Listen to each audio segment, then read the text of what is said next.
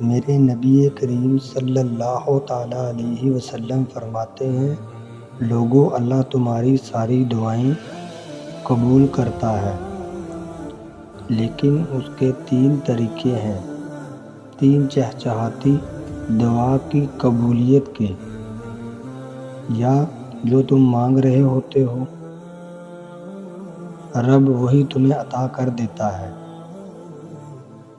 یا وہ تمہارے حق میں بہتر نہیں ہوتا جو تم مانگ رہے ہوتے ہو، اللہ تمہیں کوئی اور چیز عطا فرما دیتا ہے۔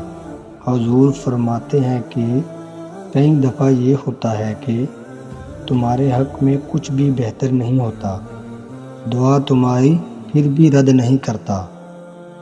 تیسری صورت میں رب تمہاری دعا